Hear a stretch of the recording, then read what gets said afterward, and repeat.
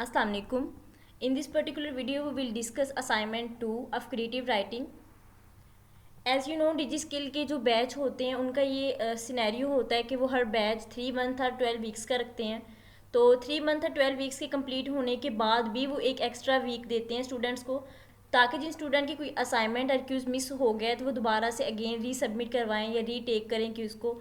तो इसके बाद ये है कि हर बार ज़रूरी नहीं है कि आपको ये फैसिलिटी प्रोवाइड की जाए, क्योंकि इस बार उन्होंने एलएमएस की जो अनाउंसमेंट सेक्शन है वहाँ पे इस चीज़ को क्लियर कर दिया है कि हम हर बार स्टूडेंट्स को ये फैसिलिटी प्रोवाइड नहीं कर सकते। इसलिए स्टूडेंट्स को ये चाहिए कि जो आपकी ड्यू डेट्स आ रही हैं तो ड्यू डेट के पहले ही अपनी असाइनमेंट को सबमिट करवाएं। अपना क्यूज़ आया हुआ है तो उसे आप अटैम्प्ट करें। तो जो लास्ट पे आपको ग्रेस पीरियड दिया जाता है, यानी कि जो आपको ग्रेस वीक दिया जाता है, एक्स्ट्रा वीक दिया जाता है, तो उस पर डिपेंड होने के बजाय आप साथ साथ खुद जो है वो अपनी ड्यू डेट से पहले ही अपनी तमाम असाइनमेंट और क्विज़ेस को जो है ना तो कंप्लीट करें। अब जिन स्टूडेंट की कोई असाइनमेंट मिक्स हो गई है तो कोई इशू नहीं है, अगर तो वो आपको लास्ट पे ये फैसिलिटी प्रोवाइड करेंगे एक्स्ट्रा वीक वाली, तो आप लोग वहाँ पे इजीली अपने एलएमएस में जाके सबमिट करवा दें असाइनमेंट। लेकिन अगर वो नहीं करते तो आप लोगों को मैं यही कमेंट करूँगी कि अभी जो ड्यू डेट्स आ रही हैं तो आप लोग उस ड्यू डेट से पहले ही अपनी जो बैच की एक्टिविटीज़ हैं उन्हें कम्प्लीट करें। और अभी तो आपकी सेकंड असाइनमेंट आई है ना, इसके अलावा थर्ड असाइनमेंट आएगी, फिर फोर्थ असाइनमेंट आएगी, क्योंकि इसका ये होता है कि एक सब्जेक्ट की 4 ही असाइनमेंट आती हैं और 4 ही इसके क्यूजेज आते हैं। आप अपनी नेक्स्ट 3 जो असाइनमेंट रिमेनिंग है उन्हें कम्प्लीटली टाइम पे अपलोड करवाएं। तो अपलोड करने के बाद देन आपके जो लेक्चर्स होंगे वो कंप्लीट होंगे, तो then you will also be eligible for that certificate. तो जिन स्टूडेंट ने भी अपनी असाइनमेंट 1 सबमिट नहीं करवाई तो उनके आगे एक्सपायरी शो होगा, उनके अब कोई चांस नहीं है कि वो दोबारा से अपलोड करें।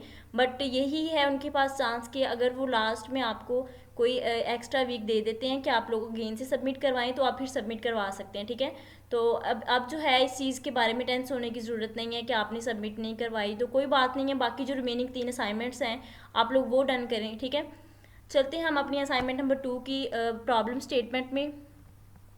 उन्होंने यहाँ पे मेंशन किया है कि write an email to your previous client that you have worked with to stay in touch.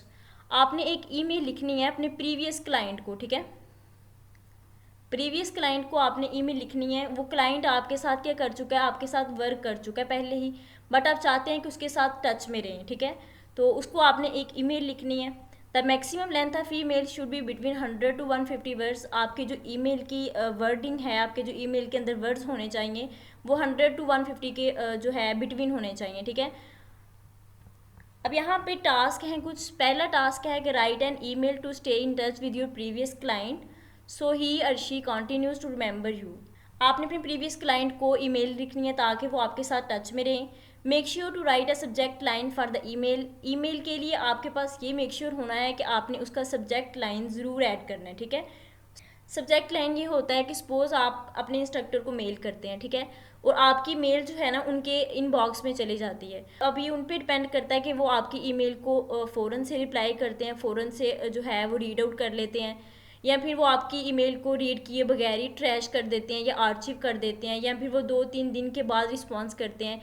तो इस चीज़ का वो अंदाज़ा आपकी सब्जेक्ट लाइन से लगाते हैं। अगर तो आपका सब्जेक्ट लाइन अट्रैक्टिव है तो वो आपको चाहें तो आपको उसी वक्त रिस्पॉन्स कर सकते हैं।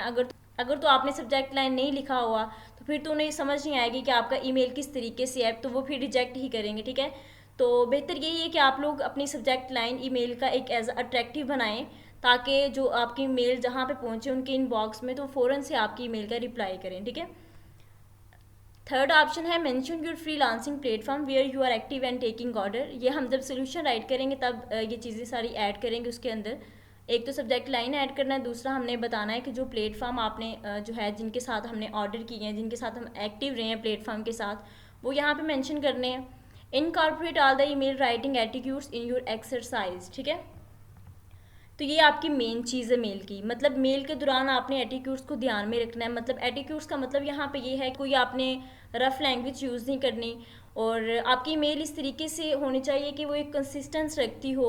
उसके बाद है share a link to your portfolio if you have. उसके बाद आपने ना इस ईमेल के अंदर एक पोर्टफोलियो का लिंक शेयर करना है, ताकि उन्हें ये बताने के लिए कि हमारे पास एक पोर्टफोलियो है जहाँ पे हमने वर्किंग की है। ठीक है, तो ये ज़रूरी नहीं है कि आप अपना पोर्टफोलियो वहाँ पे मेंशन करें, कोई भी आप लिंक वहाँ पे लगा सकते हैं पोर्टफोलियो का।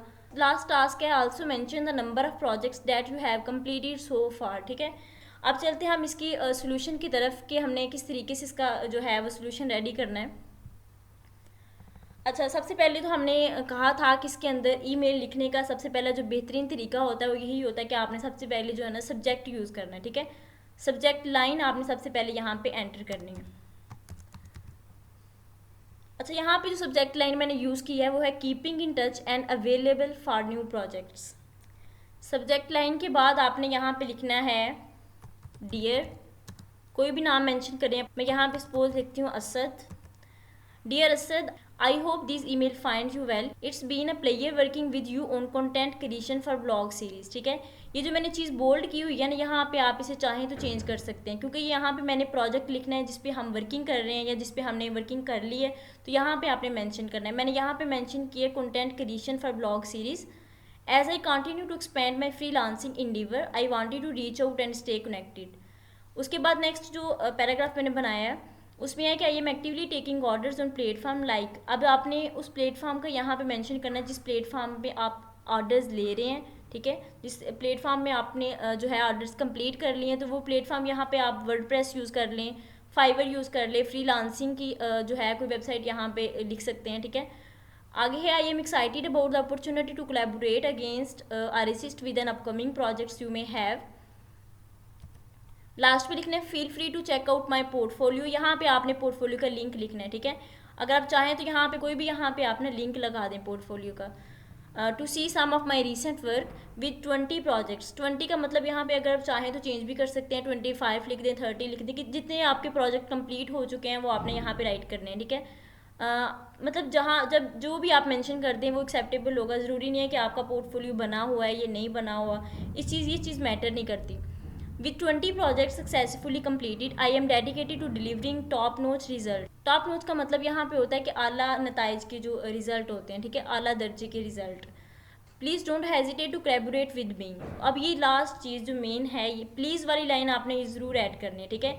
हर ईमेल जो आप लिखते हैं उसके लास्ट में प्लीज़ या थैंक यू इस नाम की कोई आपने लाइन लिखनी है। अब यहाँ पे थैंक यू तो मैं लिख नहीं सकती, क्योंकि मैं किसी को जो है वो शुक्रिया अदा तो कर नहीं रही। यहाँ पे मैं सिंपली किसी से ये कह रही हूँ कि आप मुझे कॉन्टैक्ट में रखें, तो यहाँ पे प्लीज़ जो है हम यूज़ कर सकते हैं, please don't hesitate to collaborate with me. Then last पे है looking forward to possibility of working together again soon. ये भी आपकी लाइन जो फॉरवर्ड वाली होती है, लुकिंग फॉरवर्ड, ये भी लिखना मस्ट होती है। तो इसके बाद लास्ट पे फिर आपने लिख देना है बेस्ट रिगार्ड्स। यहाँ पे अपना नेम मेंशन कर सकते हैं। तो ये थी आपकी ईमेल जो आपने अपने क्लाइंट को जो आपके साथ काम कर चुका है उसे लिखनी थी। और उन्होंने यहाँ पे क्लियरली मेंशन किया है कि आपकी जो ईमेल है वो ज़्यादा लंबी नहीं होनी चाहिए, ना ही ज़्यादा छोटी होनी चाहिए, बट वो आपकी सिर्फ 100 to 150 वर्ड्स के बिटवीन होनी चाहिए, ठीक है। और इस असाइनमेंट को आपने सिंपली यहाँ से कॉपी नहीं करना, आप चाहें तो कुछ चेंजिंग कर सकते हैं, बट असाइनमेंट का बताने का मतलब होता है कि आप सिंपली असाइनमेंट से आइडिया लें और देन फिर आप अपनी वर्डिंग में ऐड करें, ठीक है। तो इस तरीके से आपने अपनी असाइनमेंट का जो सोल्यूशन है वो रेडी करना है। तो ये थी आज की मेरी असाइनमेंट 2 क्रिएटिव राइटिंग की। But if you have any query you can drop a comment. Okay, अल्लाह हाफिज़।